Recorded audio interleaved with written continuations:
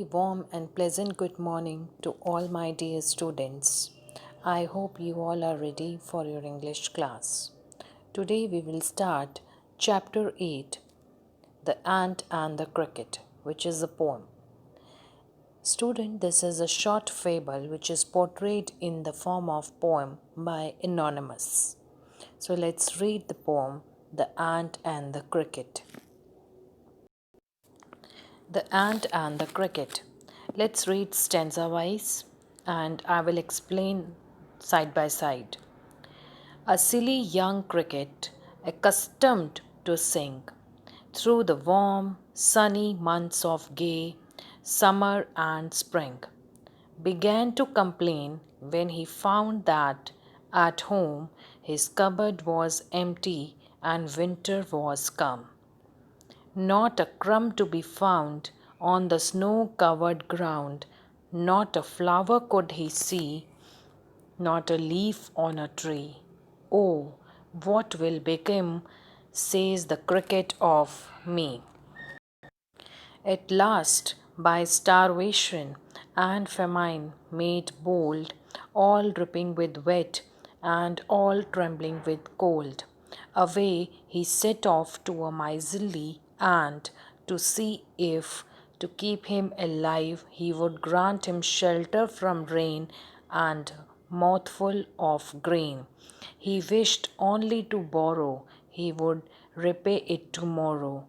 If not, he must die of starvation and sorrow.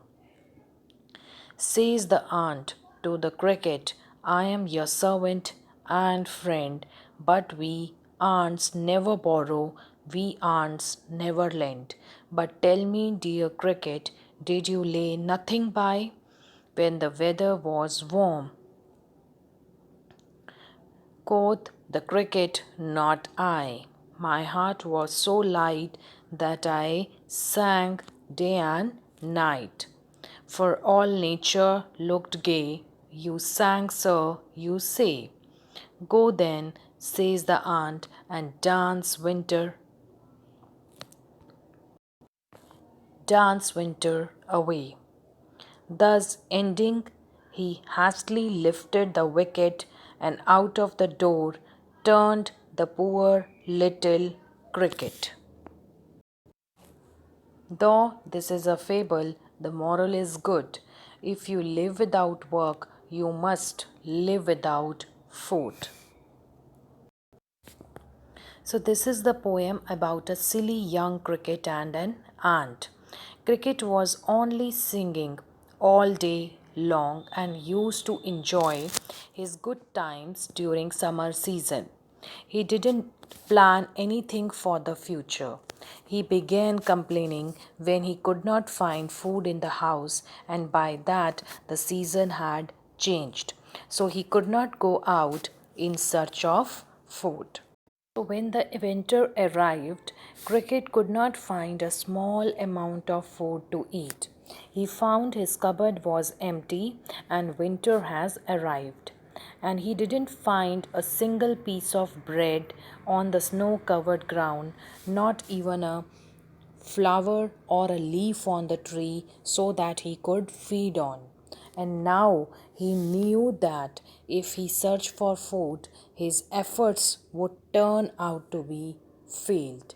He was also scared of his fate. And that's why he said, what will become of me? At last, by starvation and famine, made bold, all dripping with wet and all trembling with cold. Trembling means shivering. Starvation means lack of food, and famine is the worst situation, death caused due to lack of food, or you can say death caused due to hunger. So, to see if, to keep him alive, he would grant him shelter from rain and a mouthful of grain. He wished only to borrow, he would repay it tomorrow. If not, he must die of starvation and sorrow. So he was about to die of starvation and famine as he had nothing to eat. He took a bold decision, Because of starvation and famine, he took a bold decision to seek the help from ant to keep his body and soul together. Then the cricket knocked on the ant's door asking for the help. He went out, drenched and trembled to take refuge from rain and hunger. Now, as I told you, that because of starvation and famine, he took a bold decision that he will take help from ant. He will take help from ant, and he knocked the door off. He knocked the ant's door asking for help.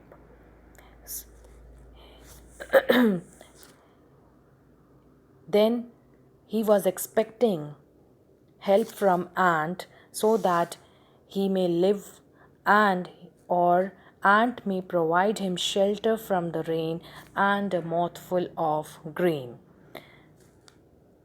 He wanted to find a place to hide and some food for utility. The cricket requested ant to lend him place and food. He also promised to return it with all humility, otherwise he would die of hunger and cold. So I hope second stanza is clear to you. When the cricket was dying because of starvation and famine, he took a bold decision to knock the ant's door for asking the help, and requested ant to lend him a place and food.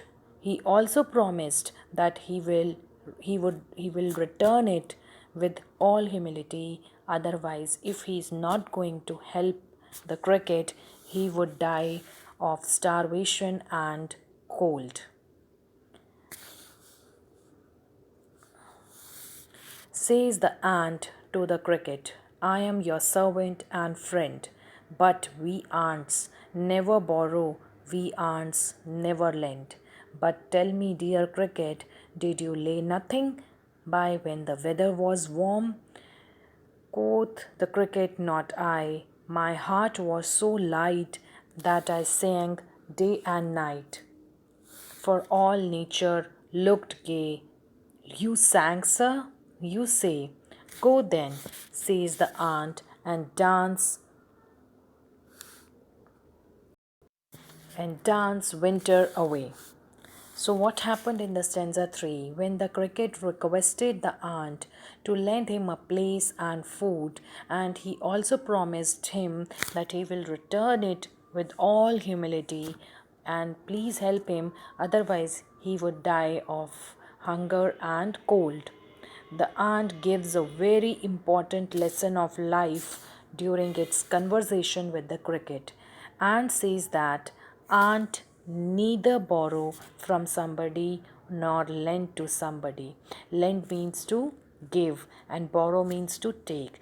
They never take and give something to somebody. That is their principle. So the ant said that we ants never borrow and never lend to somebody. Ants are hardworking creatures and they save for the future. The ant asked the cricket what he was doing during summer days. During summer season, what the cricket was doing. The question asked by ant to the cricket. The cricket, on hearing that cricket was indulged in dancing and singing and making merry, the ant asked the cricket to try dancing and singing once again during rough times.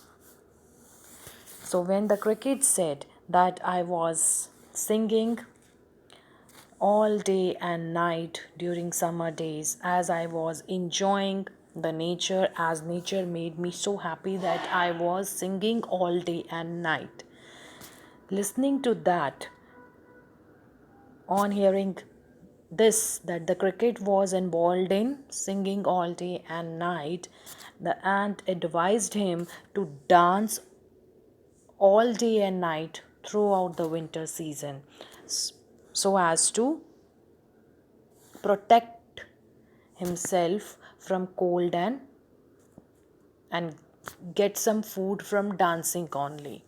That is the most important lesson of life given by aunt to the cricket. Towards the end of the poem, he realized that it would be of no use. Who realized? Ant. The cricket. The cricket realized that it would be of no use to ask the ant for help. So he went away quietly. The poet, however, sympathizes with the pathetic state of the cricket and gave a moral from this poem.